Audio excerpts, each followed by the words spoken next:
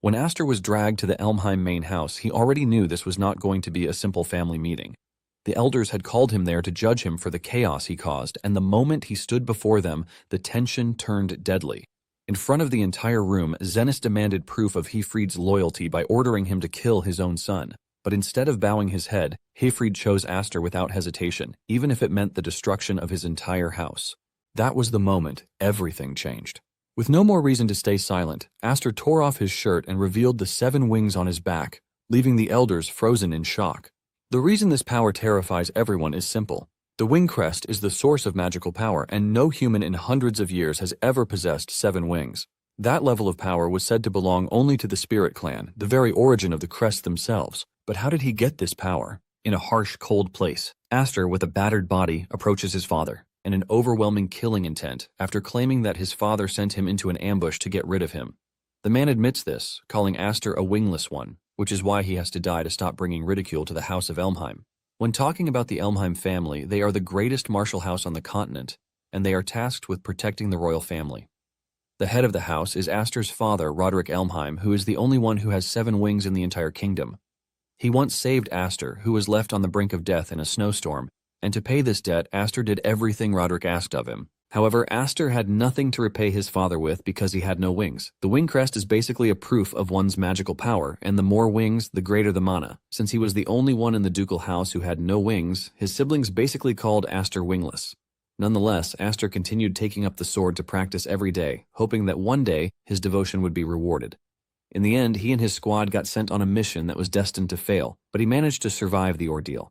Now, he is wounded and exhausted, but he holds a grudge against his father, who discarded him. Aster tells Roderick that he believed in him and even followed him, but he stabbed him in the back as a reward. Roderick mocks him, asking him what expectations he, as a tool, thought he had, and he tells him to leave because he is done using him. However, deep down, Aster is raging with anger, and he dashes toward Roderick with his sword. He hates himself for following Roderick blindly while calling himself a pathetic idiot. Aster's sword lands on Roderick but leaves no single scratch. Suddenly, Aster is restrained from behind by a mana sword and 2 young men appear behind him. One of them cuts off his left arm, while the other cuts off his right leg. Aster screams in pain as he crashes to the ground with blood pouring out of his mouth. It turns out that these 2 are his brothers, and they mock him as he lies motionless in the snow, telling him that he will always remain wingless, no matter what happens. They even mock him, telling him that he looks so good while crawling on the ground. Aster punches the ground in frustration, asking Roderick why he bothered rescuing him when he was a baby, when he knew he was just going to discard him later on. Roderick bends down to tell Aster that he's getting everything wrong because he never had any use for him in the first place. Roderick mentions that what he needed was the power of the 7 wings that were residing inside Aster. Aster is confused by this, and Roderick adds that his mother was actually pretty useful because she bore the seed that would serve his purposes. After saying this, Roderick walks off, leaving Aster with several questions in his head. He stretches his hand toward Roderick, telling him to tell him everything, but his brothers finish him off with excitement by pushing their swords into his back. As he slowly loses consciousness, Aster questions his purpose if he was only born to die meaninglessly in the first place. Suddenly, everything becomes so warm, and by the time he opens his eyes again, he finds himself in thick snow. He looks around frantically and realizes that he is in a baby's body, leaving him wondering if this body is really his. Sleeping beside him is a dead woman who was clutching him in her arms. Aster uses the power of search to check everywhere, and he realizes that armed men are looking for him and the dead woman. Surprisingly, he hears that they are working for Roderick, and they plan to recover him so that they can return him to Roderick. This immediately jerks back his memory to what he was told about how he was found on a night just like that during a blizzard. It suddenly dawns on Aster that he might have returned to the past. However, he doesn't want to conclude yet, and he figures out that he will confirm this later, but he has to escape first. He knows that staying in the same position would only let him end up in Roderick's hands again. Even though he is a baby, Aster starts crawling through the harsh snow with mana infused in his hands, just so he can get away as fast as he can.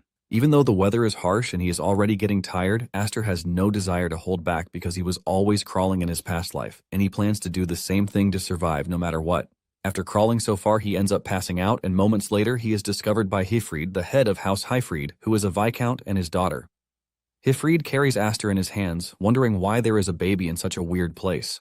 Hefried looks at the trail left in the snow by Aster and realizes just how far he has come, leaving him totally blown away. But at the same time, with questions of who Aster is.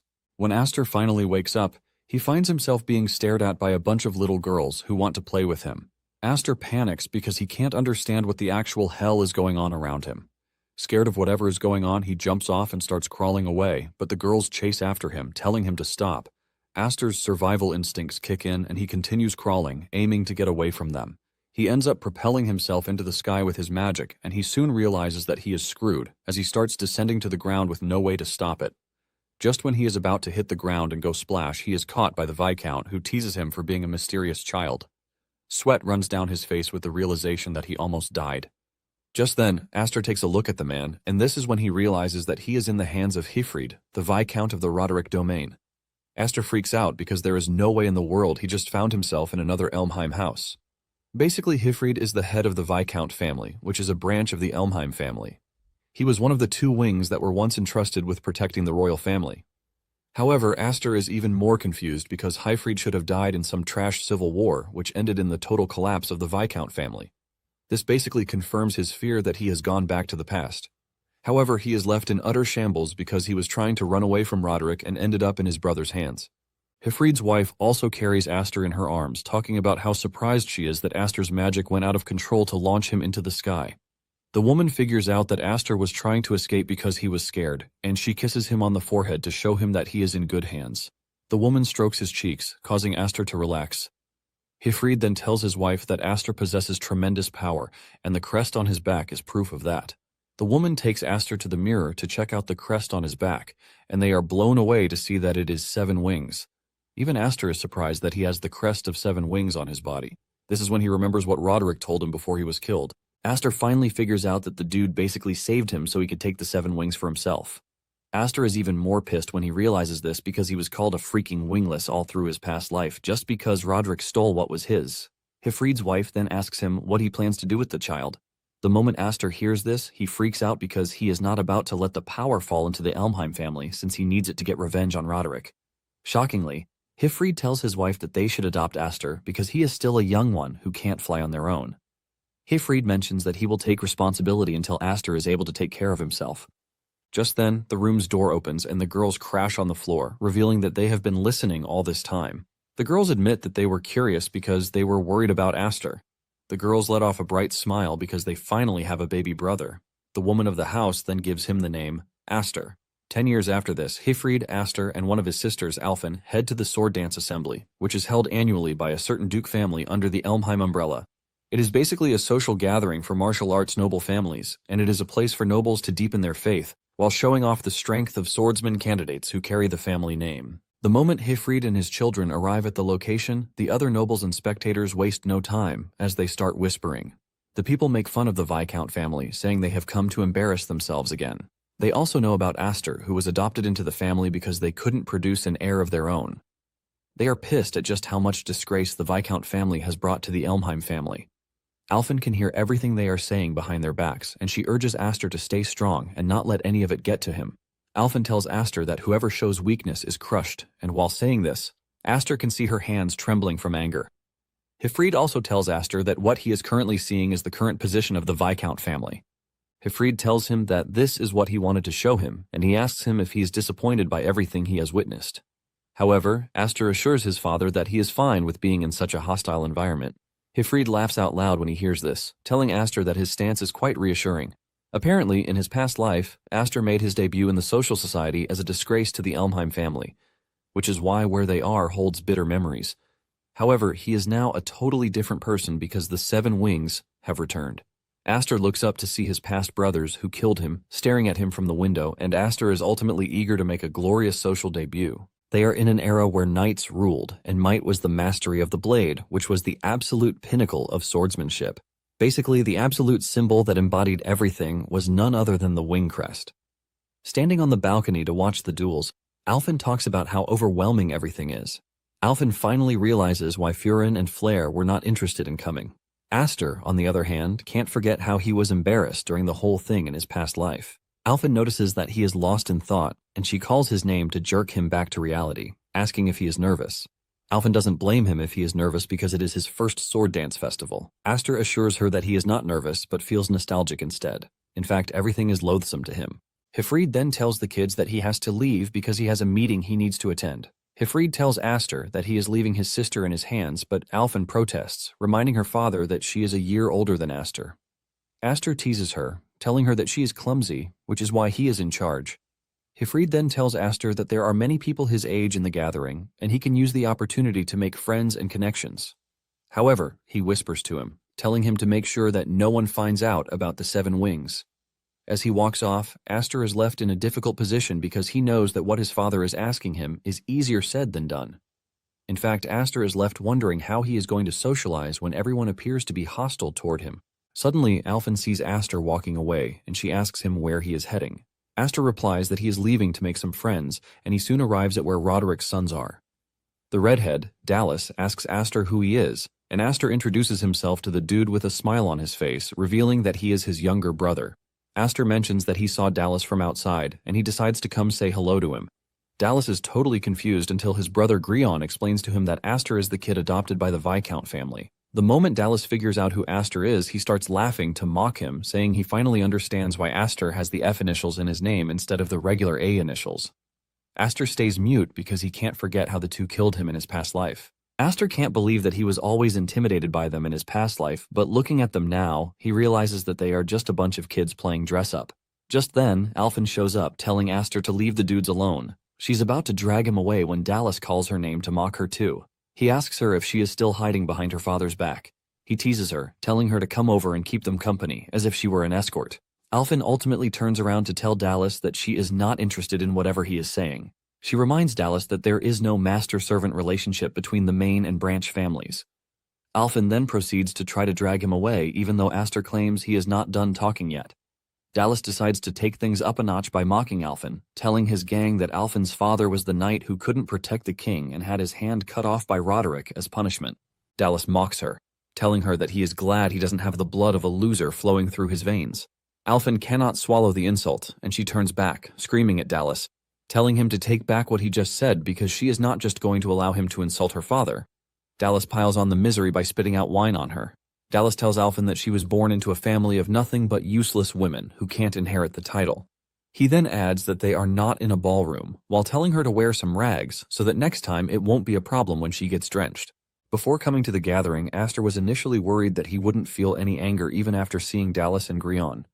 However, what they just displayed has taken away his worry. Aster then calls Dallas's name before throwing a bottle of wine at him, and the moment he catches it, Aster cuts it in half with his sword, spilling the wine on Dallas's head. Dallas is shocked when this happens, and Aster just teases him, telling him that the content of the bottle is nothing more than grape juice, which fits a bratty noble like him. 3 years earlier, during a duel, Aster had lost control of his power, which almost resulted in the deaths of his sisters. It took Hifrid's intervention to be able to stop Aster's incredible power, and this was the first time Hifrid would see the 7 wings in action. Hifrid wonders if the power can even be controlled by him or by Aster himself. Now in the present day, Hifrid is still in the middle of the meeting when a servant rushes in to tell Hifrid that something is off. They ask the servant what the issue is, and he lets them know that the sons of the branch family and the main family are in a duel. Hifrid is shocked when he hears this, and he immediately rushes off. He meets Alphen on the way, and he asks her what happened. On the other hand, the elders of the family have rushed over to the arena to watch the duel. Alphen and Hifrid also join them as they stand on the balcony to watch the duel. The elders, on the other hand, are excited because they know how chaotic everything might become depending on the outcome of the duel. Dallas scolds Aster, calling him a fool for picking a fight with their ducal house. He reminds him that he is just a half-breed that was born in the wild. Dallas asks Aster if he is foolish enough not to understand the power difference between them because he wields a 4-wing crest. The people are blown away by Dallas's potential, and they believe that this is exactly why he is the ducal heir. Wielding 2 swords, Dallas teases Aster, telling him to show everyone his crest unless he is embarrassed to show it. Aster then replies that he is not as shameful as he, who is running around flaunting a mere pattern. Dallas is pissed when he hears this, but Aster is not done. Aster tells Dallas that he has to apologize to Alphen if he ends up winning the duel, and Dallas agrees to this, but he tells Aster that he is going to turn him into his own personal dog if he ends up winning. Dallas dashes toward Aster, threatening to work him to death after he wins the duel. He swings his sword at Aster, but Aster blocks the attack. Nonetheless, the force from the attack is powerful enough to push Aster backwards and leave his hands vibrating. Dallas goes on the attack again while telling Aster that what he is witnessing is the power of the 4-wing crest. He continues swinging at him, forcing Aster to maintain a defensive posture. One of the elders watching the fight admits that Dallas's swordsmanship is immature, but he is able to compensate for it with his overwhelming magical power, which is why those who bear the crest will always have an advantage. In simple analogy, if the magic housed in one wing crest is like the flame of a candle, then the magic hidden within 4 wings is more or less an explosion. Dallas keeps up the pressure, overwhelming Aster, and asking him where his initial excitement disappeared to. He asks him if he wasn't threatening to make him apologize before. Dallas continues teasing Aster while swinging at him, urging him to show him his power. Moments later, Dallas lands what he believes would have ended the duel, but Aster blocks the strike as aura swells around his body. Aster sends Dallas flying backward while telling him that he talks too much. Aster has basically been learning for the past 10 years, just so he can get the chance to enact vengeance on those who have wronged him. Aster leaps toward Dallas, landing a powerful strike that causes Dallas to lose balance. Dallas crashes to his knees, trying to block the attack, and Grion is shocked to see that his brother is being pushed back. Dallas cannot believe what is happening to him since he is a 4-winged crest owner, but he is being overwhelmed by someone he calls a lowlife. Everyone watching the fight is left in shock as Dallas tries hard to stay in the fight. On the other hand, Hifrid is worried that things are going to get really bad. Aster looks totally immersed in the fight as he remembers how Dallas and Grion took his arm in his past life before killing him. Seeing his life flash before his eyes, Dallas starts begging, telling Aster to stop, and at the same time the Viscount screams at Aster, telling him to restrain himself. The clash between the two ends in a massive explosion, and when the smoke clears, Aster has cut off Dallas's sword. He barely missed his head and only smacked the sword in between his legs. Seeing just how close he is to death, Dallas soiled himself, and Aster mocks him just as he mocked Alphen. He tells him to come wrapped in rags the next time so he doesn't mind getting soaked. Aster sheathes his sword with the declaration that he is no longer Aster the Wingless, and just by realizing this, he is relieved already. Suddenly, Aster feels an overwhelming presence behind him, and when he turns around, he realizes that it is none other than his arch-nemesis, Roderick. Meanwhile, the spectators are all left in shock because no one expected Aster, who is from the branch family, to knock out the son of the main family. However, they know things have gotten complicated because there is no way Roderick is going to stay silent after getting dragged through the mud. Roderick walks into the arena and moves toward Aster, but Aster doesn't even take his head down as he stares into Roderick's eyes. Roderick stands towering over him, but Aster maintains his aura as he looks into the man's eyes. Dallas then grabs his father, whom he believes is there to help him. Just like the spoiled brat he is, he tells his father that Aster has defied the main family even though he is a half-breed. Dallas urges his father to use his power to deal with Aster, but suddenly, Roderick pushes his sword into Dallas's hand. He pushes his hand into the ground with the sword in it, ultimately shattering his right hand. Everyone watching this, including Grion, is left in shock, and Roderick berates Dallas, telling him that he has just dragged the name of their family through the mud, but he still has the guts to smile. Roderick then pulls out his sword, and Hifrid has an idea of where this is going. He screams at Roderick, telling him to stop, but Roderick raises his sword, ready to cut down his son for embarrassing him, while telling him that he doesn't have what it takes to hold a sword. Just then, Aster jumps in between Dallas and his father, and Roderick asks him why he is interrupting his judgment on Dallas. Aster replies that Dallas hasn't apologized to Alphen yet, so he can't die. He tells Roderick that he is free to do whatever he wants to Dallas after he has apologized to Alphen. Roderick is pissed that Aster is trying to act like he is a member of the family, even though he was adopted.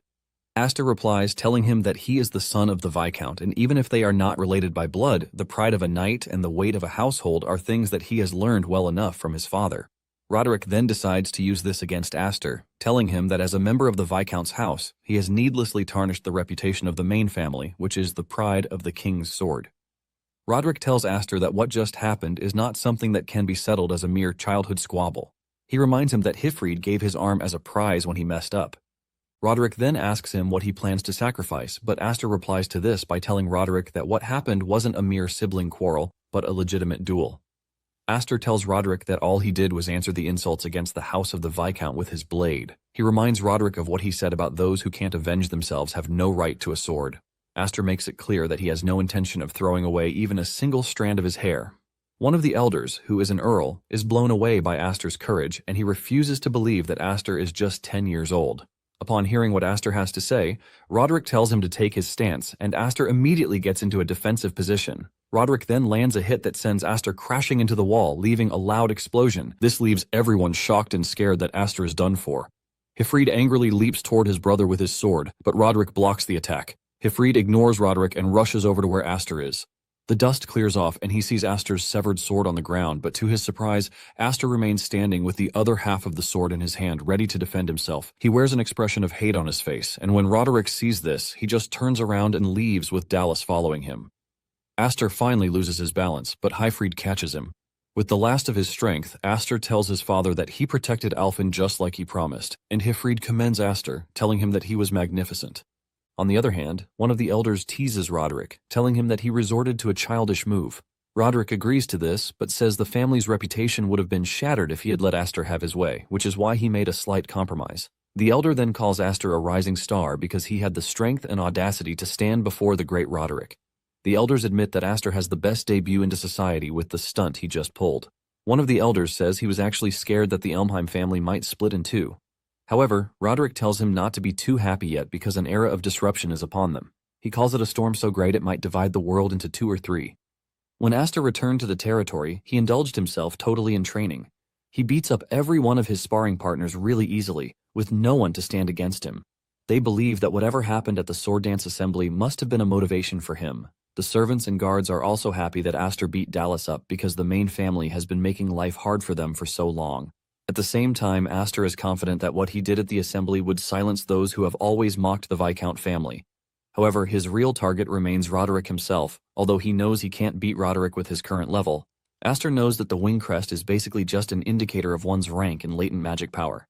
However, Aster still cannot draw out the power of the 7 wings. It is known that being born with or not doesn't mean anything if one can use the power to its full potential. Aster wishes that he could test the full power of the 7 wings to its limits without wondering about it rampaging. Before he knows it, he has defeated everyone on the training grounds, and just then, Alfin shows up. She tells Aster that their father is calling for him, and Aster immediately drops everything he is doing. As he walks off, he notices that his sister is wearing a training outfit. He teases her, reminding her that she said the outfit wasn't good, so she hated wearing it. Alfin tells her brother that everything needs balance, and seeing Aster made her rethink that she can't keep going the way she is. She then tells Aster that he would have to train with her when he gets back, and Aster smiles, while urging his sister to go easy on him. Moments later, Aster arrives at his father's office and asks him what he needs. Hyfried tells him to sit down, and when he does, Hyfried reminds Aster that it's been about 10 years since they welcomed him into the family. His father says he was waiting for him to be a bit grown before, but he has changed his mind. He brings out a ring with a red jewel on it and tells Aster that it is the proof of the next head. Hyfried drops the bomb on him, telling him that he wants him to be the next head of the family. Aster says nothing when he hears this, and Hyfried continues by reminding Aster that the Viscount house is in a precarious position. Nonetheless, they are still a branch of the Elmheim family, and since they have their own territory to protect, Hyfried says they can't leave the next head's seat empty. Aster then asks his father if his sisters are okay with this, and Hyfried mentions that he is going to go to the Knight Academy to inform his sisters. Aster replies that he is pretty sure that his sisters, Malfa and Kudo, who are at the Knight Academy, would disagree, especially Kudo. Aster mentions that Kudo basically hates him for being born a boy, not to mention being blessed with the 7 wings.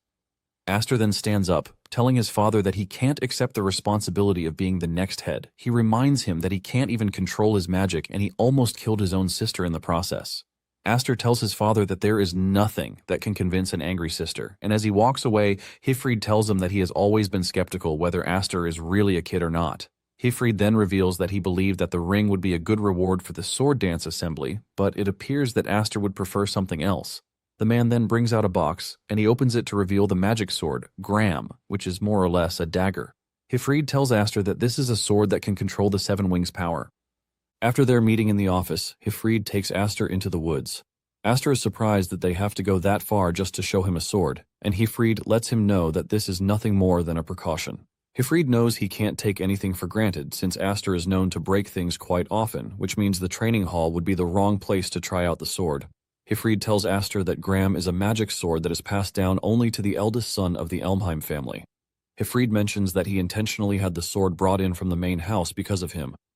Hyfried then removes the cloth that sheathes the sword, and Aster is shocked to see that it is just a sword with a short base. Hyfried tells Aster that the sword might have no blade, but if he imbues it with magic power, the blade has the potential of being completed by the wielder's magic power. Hyfried then shows him an example of what he is saying by unleashing his magic power, which releases a massive energy blast that destroys everything in its path. This leaves a huge crater in the ground, and Hyfried tells Aster that one would be drained by the sword if one tries to trash magic with it instead. Hifrid mentions that it is a sword with so much history, and he asks Aster if he is willing to give it a try.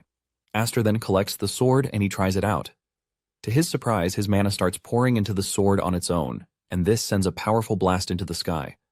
Those at the estate see this, and one of the guards assumes that a comet is falling from the sky. However, his colleague teases him for being dull, saying something flew into the sky, not falling from it. The dude doesn't want to believe this, and Alphen cuts in, telling them that the phenomenon must have been caused by Aster. Back in the woods, Aster is blown away by how powerful the sword is, but Hifrid corrects him, telling him that his magic is what is extraordinary, and not the sword itself. He mentions that there has never been a single person possessing the seven-wing crest throughout the entire history of the Elmheim family lineage. Hifrid believes that Aster will have the power to surpass even Roderick once he masters his power.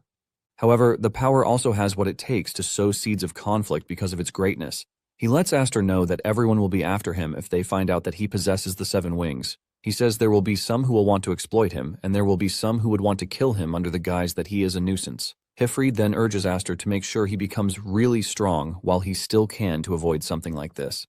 Aster agrees with his father because he is not ready to live a miserable life, just like he did in his previous one. Aster then thanks his father for the gift, assuring him that he is going to master the seven wings and the sword. 3 days later, Kudo and Malfa returned from the Night Academy. Kudo stretches out her hand, waiting for her younger sisters to rush over to her, but the two run past her and head to Malfa instead. Kudo is surprised that she was ignored, and when she challenges the two about this, they tell her that she is always messing up their hair.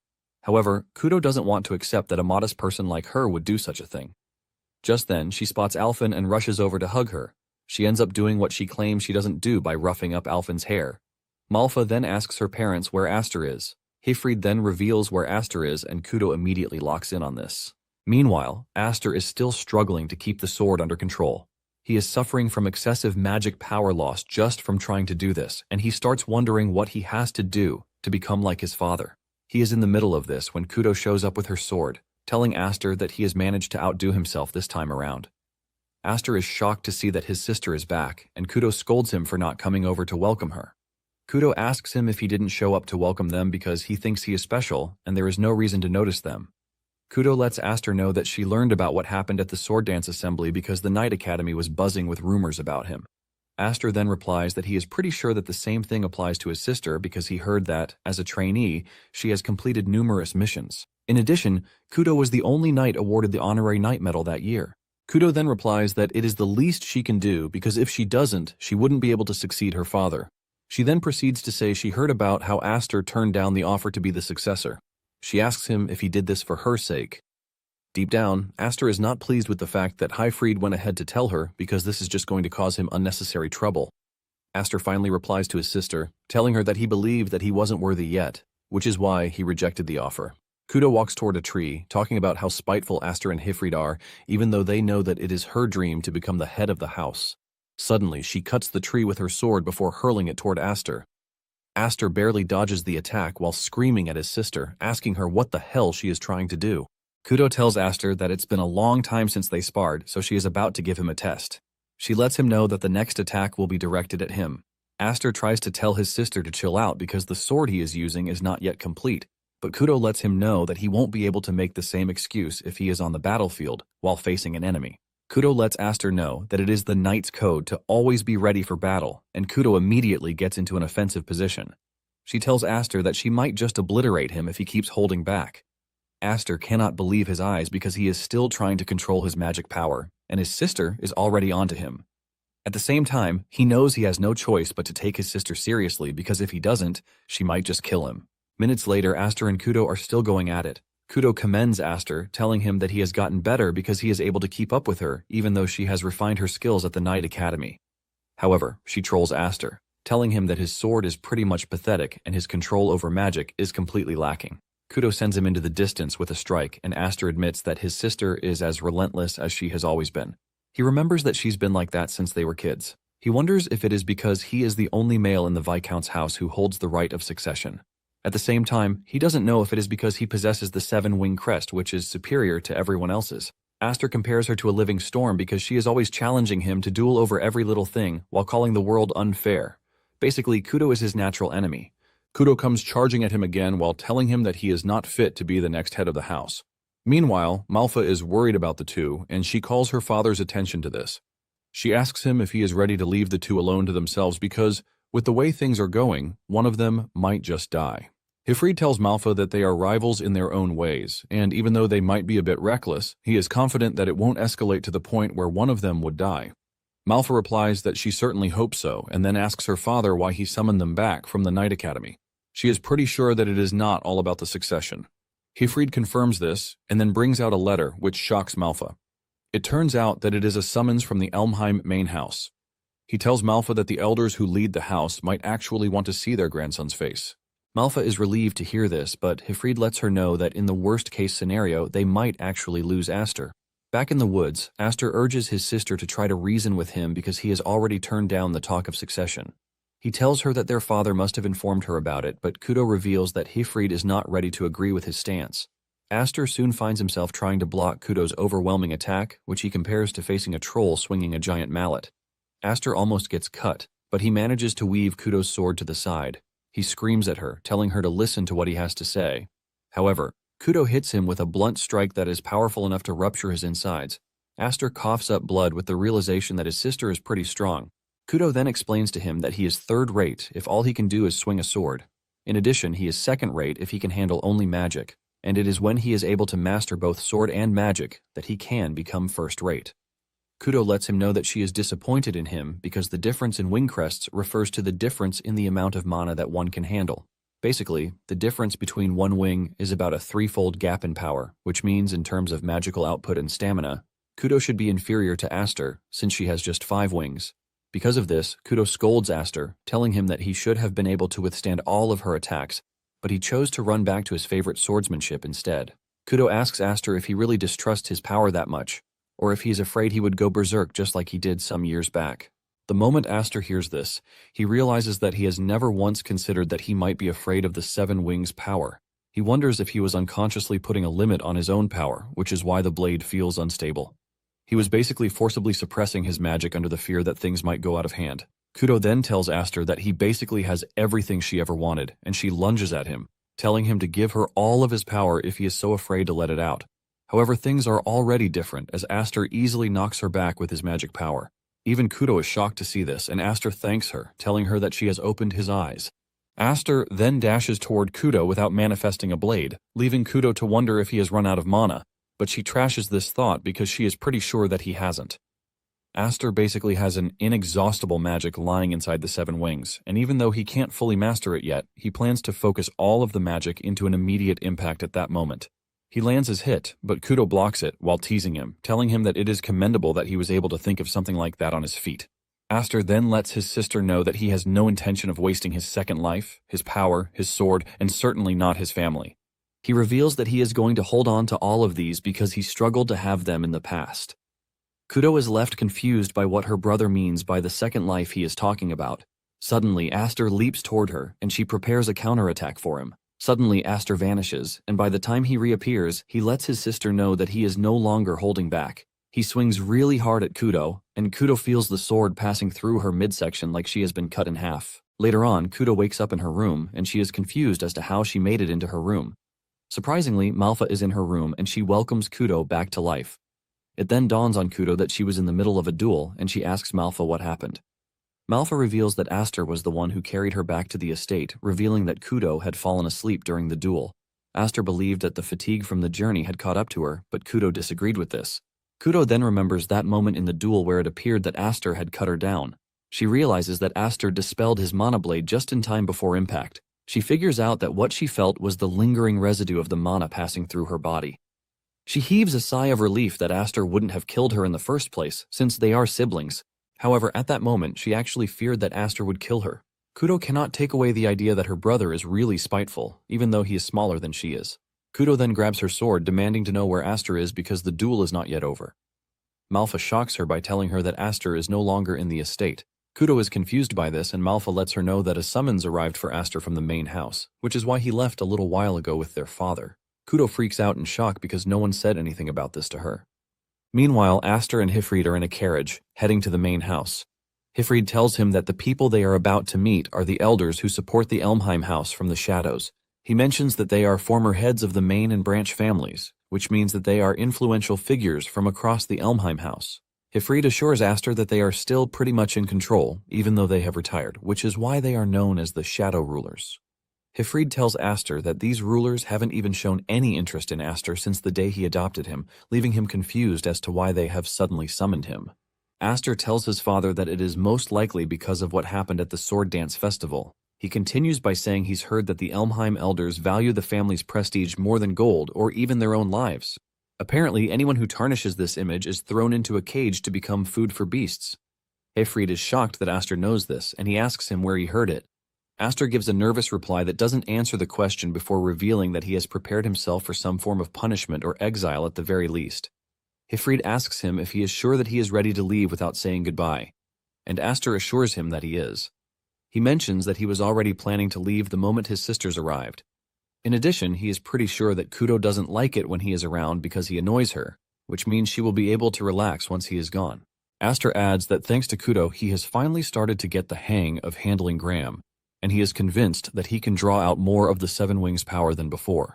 He tells his father not to try to help him from that moment forward, no matter what happens, because he is prepared to survive on his own. Suddenly, Kudo shows up by the window of the carriage, telling Aster that he is the youngest, so he doesn't have to act all high and mighty. Aster is shocked to see his sister, who is hanging by the carriage like a bug. Kudo flings the door open, and Aster is shocked that the redhead ran all the way to catch up to them. Kudo scolds Aster, telling him that it is cruel of him to have left his sister without a single word. Kudo mentions that he heard that he has been summoned by the great elders of the main house, which is a big thing, since she and Malfa haven't even been called up before. Hifrid then tells Kudo that he can't take her along to the main house, and she assures him that she is aware of this, which is why their father recalled them from the academy because he wants them to watch over things while he is away. Kudo adds that she is aware that the summons means he is in a situation that requires a great deal of caution. In fact, Malfa said there is the possibility that Aster might not even come back.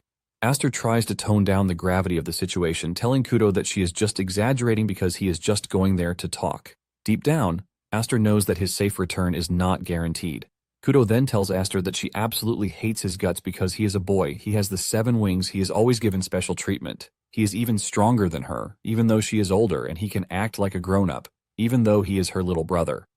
Kudo admits that she hates everything, but nonetheless, Kudo says she can't throw away the fact that Aster is her family. Kudo tells Aster that he might act all tough and grown up, but it doesn't remove the fact that he is her little brother. Kudo urges Aster to make sure he comes back to the estate because she still wants them to duel, and as she leaves, she assures Aster that she is not going to make it easy for him the next time. She leaps out of the carriage, and Aster watches as she leaves, wondering what it is that she came to say. Nonetheless, he is thankful for her, and he makes the silent decision to return to the family. Kudo stands behind the carriage and waves at it as it gets farther away, showing just how much she cares about her little brother. Soon afterward, they arrive at the main house, and they are welcomed by armed guards. They tell Hifrid that the elders are already waiting for him inside, and Hifrid tells them that there is no need for them to escort him because he knows his way around. However, the guards let him know they have been ordered to ensure that they bring him and Aster to the waiting room. With this, Hifrid confirms that he and Aster were not summoned because they wanted to have a good time with their grandchild. Nonetheless, it still brings back memories of the last time he was home. As they walk through the lobby, Hifrid urges Aster not to lose his cool because it would be the worst day for him to flare up in anger. Aster replies that he would behave himself as long as they don't say anything or do anything that warrants him to be angry. Hifrid agrees to this and tells Aster that it is the same reason he is trying to tell him that the person they are about to meet is the problem.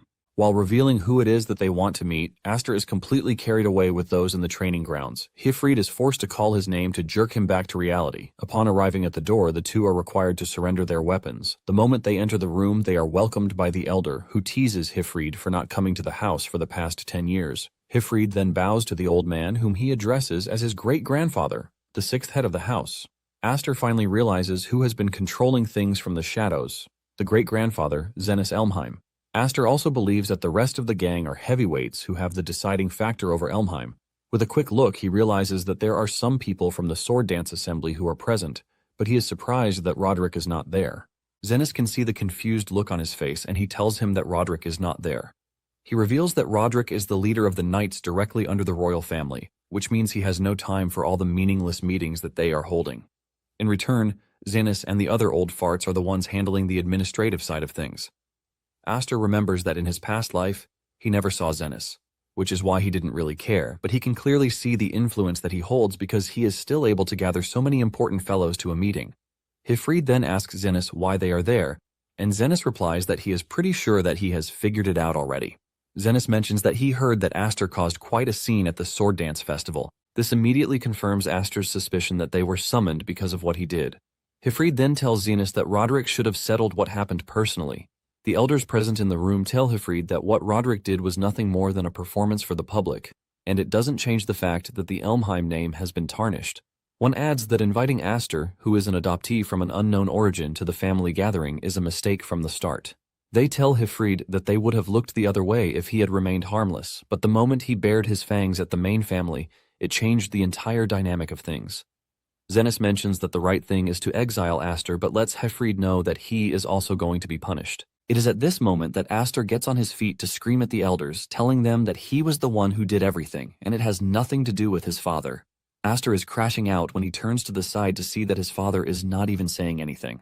Aster stops talking, wondering what is wrong with him. The elders then scold Aster, telling him that he is indisciplined because he had the guts to butt into an adult conversation. Zenith then stands up to tell Aster that everyone in the room carries the weight of the house on their shoulders. However, he reveals that the knights are not a monolith because there are countless others watching from the shadows, waiting for a chance to snatch the top seat.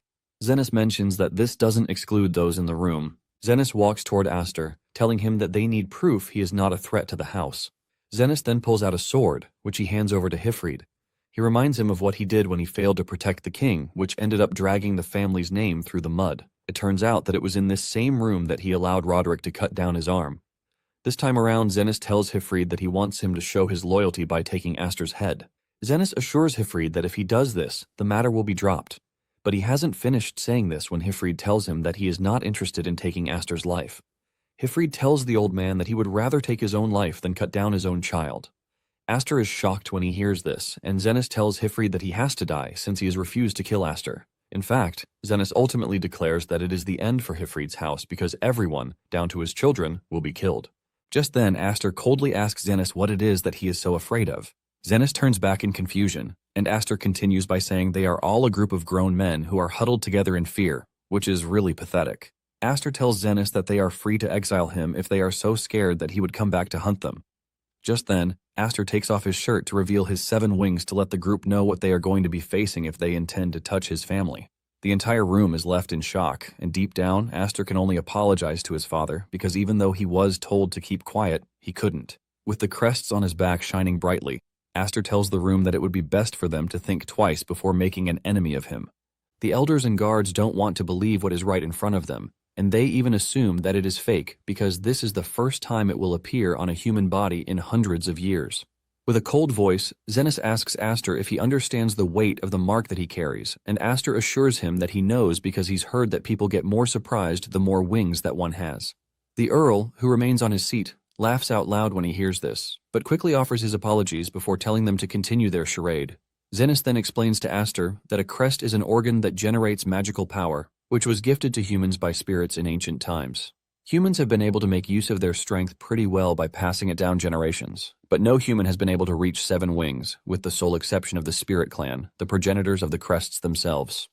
Aster then asks Zenith if he is suggesting that he is a member of the Spirit Clan, and Zenith says there is a possibility if it is actually true that his wings are real. Aster replies to the old man, telling him that he is Hifrid's son, and at the moment, he doesn't care about the circumstances of his birth. Aster tells Zenith that all he wants to know is if he is prepared to have him as an enemy or not. Aster mentions that there would be plenty of noble houses ready to take him in if there is ever a chance that he is expelled from Elmheim. Aster lets Zenith know that this would be bad for him because they are scared of rebellion already, which means it would be better to keep him around, since he is the symbol of the 7 wings, who surpasses even the great Roderick. Everyone is left speechless by everything Aster just said, and deep down, Aster knows how to play his game. He remembers the old man talking about a rebellion, and it is no joke that a rebellion is actually coming. It is a massive civil war that will engulf the entire country, and since he already knows what is going to happen thanks to his past life, Aster is prepared to know at that moment who is an ally or an enemy, so that the Viscount house can survive. Zenith finally scoffs and asks Aster if he thinks he is that important. He mentions that there is no proof whatsoever that the 7 wings he carries are real, and Aster tells him that he is free to kill him if he doesn't believe him. However, he lets him know that this will only mean war between him and the elders. Deep down, Aster knows that Elmheim would have no issues killing him if they really want to, but he wants to see if they are going to take the bait or not. Just then, the Earl, Maze, claps his hand and gets off his seat, telling Zenas that it would be better if they set a trial for Aster. The elders scream at Maze, asking him what he is trying to say, and Maze asks them if they are ready to see the power of the seven wings or not. They ask him what he means by this, and he reminds them that they are in the greatest martial clan, which means there must be a couple of suitable trials lying around in the estate. Seeing this, Aster immediately figures out that Maze is an ally. Surprisingly, the old man agrees to Maze's suggestion, and he tells Aster to follow him because disciplining a grandson who doesn't know how to hold his tongue is his duty as his grandfather. Moments later, they arrive at the trial grounds, which are somewhat dark. Zenas shows Aster an underground path that leads to the waterways, which used to be an evacuation shelter for emergencies, but Zenas now keeps a magic beast locked in there. Zenas tells Aster that the trial is simple and it is for him to defeat the magic beast. Hifrid sighs in frustration, and he reminds Aster that he told him to keep the existence of the seven wings a secret, but Aster lets his father know that he can't continue keeping something so flashy a secret forever. As he rappels down the hole, Hifrid tells him not to let his guard down. Aster's eyes lock with Maze's, and he can see the interest in his eyes as he goes down the underground path. Upon getting to the bottom, Aster notices something cold, and this is when he sees Dallas's head lying around on the ground. This shocks him to his bones, and Zenas reveals that he also gave Dallas the chance to redeem his honor, but he did nothing but cry until the very end, which was quite unbearable to watch. Zenas urges Aster not to disappoint him, and just then a blue magical beast appears right in front of Aster, and it lets out a loud roar that lets Aster know that he is truly up for a serious trial. Even though Dallas was quite annoying, Aster actually pities him. Just then, the beast comes dashing at Aster, but he cuts it into pieces with just a swing of his sword, leaving the spectators speechless. Aster sheathes his sword, admitting that the beast might be scary, but his sister is scarier. Suddenly, something strange happens, and by the time Aster turns around, he realizes that the beast is back together, which means it is a freaking undead. Hifrid screams out in fear, asking Zenas why such a terrifying beast is lying around in the basement of the estate. Zenas then reveals that the undead are drawn to the scent of death, and it must have thought it could have the best life in the estate, which is why it crawled to the basement. Since the beast won't die if one cuts it 1,000 times, Zenas had it captured, thinking it would be the perfect opponent to test one's strength. Zenas says it is thanks to this that they no longer have trouble disposing of corpses. One of the elders expresses his fear, revealing that an undead is a handful for even a skilled knight to capture, but Zenas is clearly telling Aster to kill it. They ask Zenas if he intends to watch the child of the seven wings die, but Zenas tells them that it would mean Aster is a fake if he actually dies to the beast. Zenas then adds that even if Aster dies, it only makes things convenient for them because there are ways. Maze, on the other hand, is worried, and he hopes that Aster does his best not to die. Back in the basement, Aster has slashed the beast loads of time, but there is no progress whatsoever. The beast's regenerative power is overwhelming compared to that of a normal undead. In addition, an undead is already dead, which means to kill it completely, one either burns it to death with sunlight or one must purify it with a weapon imbued with holiness. And if one cannot do either, it is advised to just run away because fighting an undead is pretty useless. However, in Aster's case, he knows that there is no path for retreat. He figures out that using conventional means doesn't complement the fact that he has the Seven Wings power residing in him. This basically means he has to crush the undead with overwhelming force to show them what he is capable of. Aster unleashes a powerful attack that leaves the elders jumping in their seats because they are finally getting to see the power of the Seven Wings. Aster's last attack leaves a cloud of dust that surrounds the basement, leaving the spectators wondering what is happening. By the time the dust clears off, the beast is still active, and before Aster can react, the beast knocks him to the ground. Hifrid calls his name in fear, and Maze urges Hifrid not to try to jump in to save Aster. Hifrid asks the Earl if he is suggesting that he watch his son die, but Maze tells him to calm down and have a look at what is going on. Maze can see the smile on Aster's face, and he believes that he has a trump card he hasn't used yet. With the beast on top of him, Aster raises his sword and imbues it with mana, firing off a powerful energy blast into his body just like his father did in the woods. The beast coughs out blood as its insides are ruptured by the blast. Since the beast has refused to die, Aster plans to keep peeling away its life force until it finally dies. Hifrid is shocked when he sees what Aster is doing because he only showed him that method once, but he is even taking it to another level. Thanks to the amount of energy that Aster is firing off, the whole area starts to shake, as if it is about to collapse. Some of the elders want to run away in fear, and they call Zenas to join them, but Zenas is totally immersed in what he is watching. Zenas is blown away by the overwhelming power emanating from Aster's body, and he finally understands the power of the Seven Wings. Moments later, the panicking elders finally get back on their feet when there is no rumbling again. They rushed over to check what had happened, but Zenith didn't move an inch, and he witnessed everything. He realizes that Aster caught the undead in a vortex of magical power and wiped them out. Zenith can only agree that it was a brute force display of pure quality as well as quantity, which is an incredible magical feat, but doesn't essentially qualify as a technique.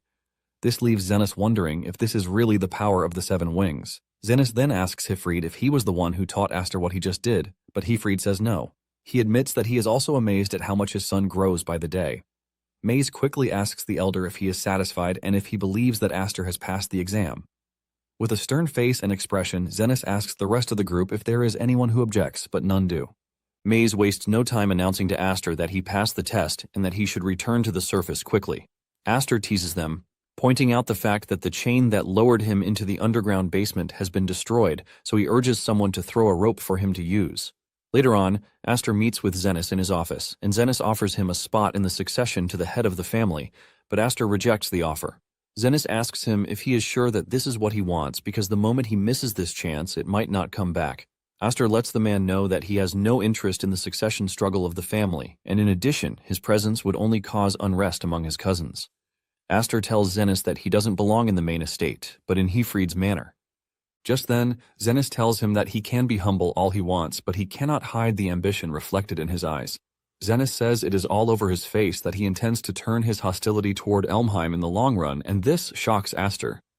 Zenith asks him if the person he is after is Roderick, but Aster's expression immediately becomes defensive.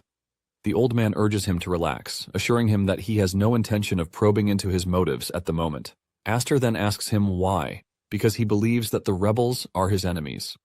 Zenith then reminds him that the house is not a monolith and Roderick is a bit of a problem. Zenith has no issue having Aster around if his existence serves as a deterrent to Roderick. However, he warns Aster never to bare his fangs at him again because this is where he might actually die. As Aster leaves the room, he cannot help but admit that the old man is a monster. Hifrid meets him in the hallway and he asks him what the old man said. Aster reveals that the old man wanted to induct him into the main family, but he refused the offer.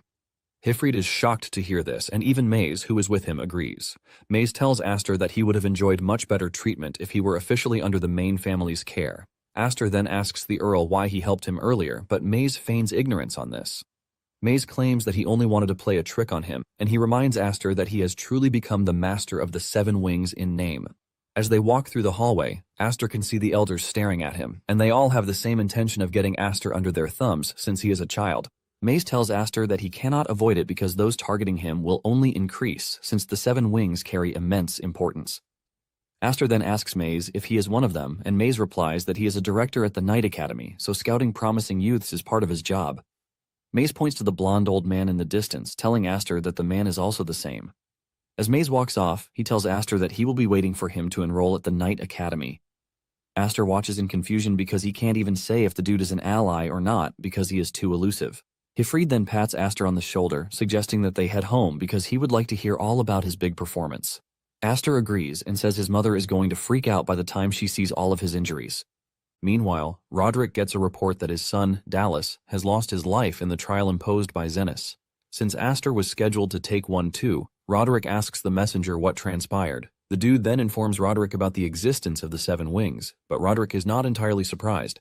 Basically, they have been maintaining a power balance in the house for so long, but at this point he believes that it might finally collapse. The dude suggests that they take some kind of action, but Roderick tells him not to do anything because it is not a threat yet. In addition, he doesn't think there is any reason to rush since the Seven Wings will be his eventually. However, until then, he is going to let Aster play freely with it because he wants to enjoy watching how Aster, who escaped him 10 years ago, struggles for a while. 4 years later, Aster heads to the Night Academy, and the official calls the applicants to gather. While everyone is filling out the forms, they notice Aster walk past, and their attention immediately shifts to him since he has gotten somewhat popular. Aster walks to the desk to register his name, and the official tells him that he would have to present his wing crest because they can't let anyone who doesn't have magic through, since they don't want anyone faking it. Suddenly, the official reads Aster's name, and he is shocked at his last name, which is Elmheim. Aster then smiles at him, asking if he still has to show his crest because his crest is actually in a place where it is somewhat hard to reach. With a smirk on his face, he asks the official if his face is enough to get him in. Later on, Aster is minding his own business when a blonde-haired troublemaker, Smites, starts calling him.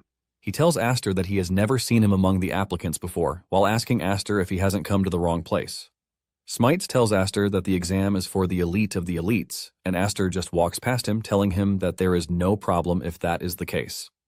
Smites yells at Aster, telling him that everyone in the hall has gone through rigorous training and has come back to take the exam repeatedly. He mocks Aster, telling him that he is going around dangling a kid-sized sword, ultimately dreaming of an elite path. Smites continues by telling Aster that the exam is not for people like Aster, and he casually tells him to get lost if he is only there to sightsee. Meanwhile, the other applicants are not surprised by this because this is how Smites treats newcomers every year. In addition, they can't believe that he is seriously messing with Aster of the Seven Wings. Smites is totally oblivious to who Aster is, and just then, Grian and his lackeys show up on the scene. Grian greets Aster, his cousin, telling him that it's been a while. Aster offers his condolences about Dallas, but Grian tells Aster that he doesn't need to worry about Dallas because he is a disgrace who needed to die. In fact, he feels refreshed and glad that Dallas is gone because he was always acting high and mighty because he was a year older. Grian then tells Aster not to underestimate those of them in the main family, even though he has the Seven Wings to boast about, because there is no one in the academy to protect him. After saying this, Grian and his gang walk off, but the candidates are only impressed that there are 2 members of the Elmheim family present, which means it is a good year. It is at this point that Smites realizes that he's screwed, and he quickly walks up to Aster, acting all nice.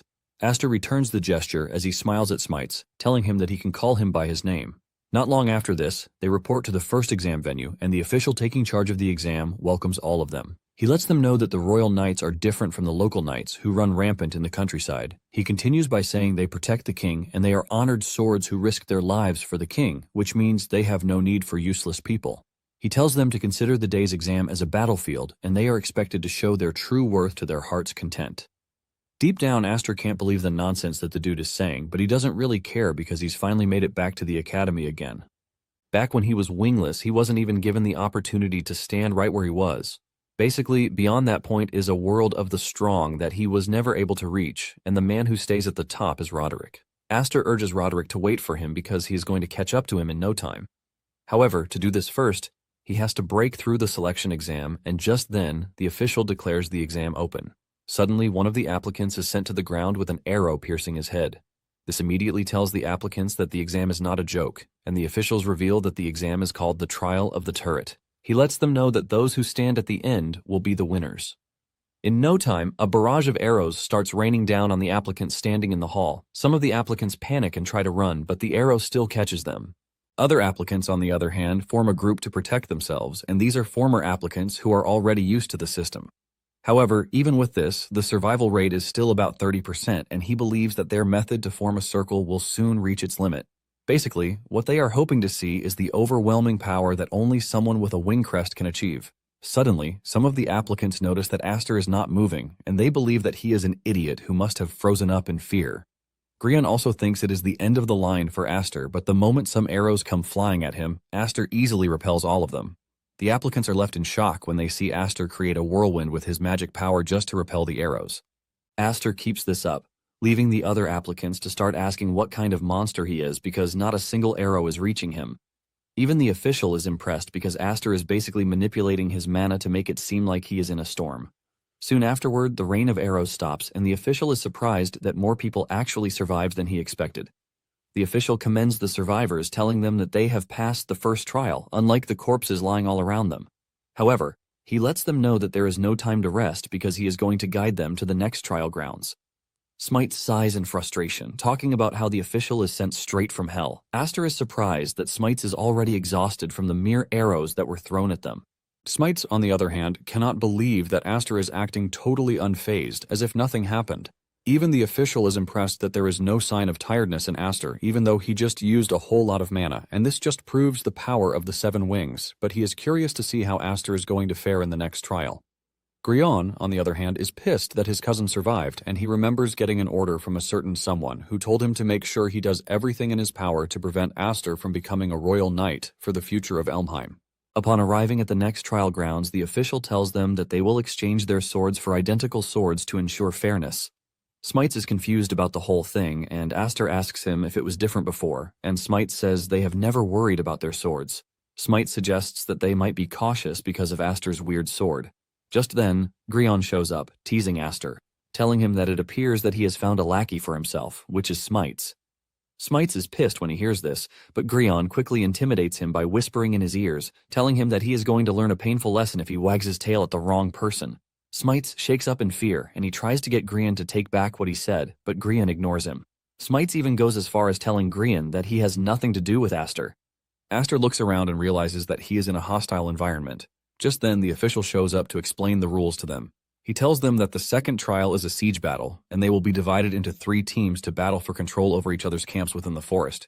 He mentions that a camp is considered to be occupied when one's team flag is raised on its flagpole. He explains that the team occupying 2 or more camps by the time the evening bell rings will be the victor. However, any action that renders the flag unusable, such as destroying or confiscating them, is prohibited. Aside from this, there are no other prohibited actions, and they are free to use the swords given to them because they can even kill their enemies with them. After saying the rules, the officials tell them that it is time to announce the team members who will be participating in the trials with them. Soon afterward, the smoke signal goes up in the air, and this is a signal that the trial has begun. Basically, there are 3 flags per team, and they need to capture at least 2 camps, including their own. Smites tells Aster that this can only mean that out of the 3 teams, there will only be 1 winner. Aster confirms this and asks Smites if there is anything he is worried about, and other team members point out that this means they would have to fight Elmheim. Aster immediately realizes that things are about to go south. Smites mentions that they are terrified of Elmheim's retaliation because their opponent is Grion, the young master of the main Elmheim family.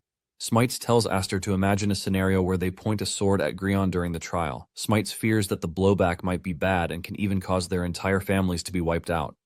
Smites lets Aster know that they are all scared of making an enemy of Elmheim. Smites ends it by telling Aster that there is always a next trial, so it is better they wait till then instead of throwing their lives away. In the end, Aster is left to compete alone in a team battle. Nonetheless, he understands the fear of Smites and the others because Elmheim is truly terrifying. They are basically a family of tyrants that cannot be defied. In the trials, Grion is the symbol of that fear. Even though his team members believe that he wouldn't understand this, he is just like them from an outsider's point of view. As he continues toward the nearest flag, he notices that everywhere is quiet, leaving him to wonder if no one has engaged each other in combat yet. It is either that they are being cautious, or there's another game at play. Just then, he finds the dude with the yellow flag, and the dude expresses his surprise that Aster actually came just like the person of interest predicted. Aster wonders what the dude is saying, and in addition, he notices that he has taken down his own camp's flag. The dude then throws his yellow flag in the air, and just then, the red flag, which is the symbol of Grion's team, appears in the distance. Suddenly, it dawns on Aster that the red flag team and the yellow flag team are working together to take him down, with Grion leading the charge. Guys, that's the end of the video. If you like this video, please leave a comment in the comment section. Also subscribe to the channel and hit the bell icon. Like the video and share it too. Thank you for watching and see you next time again.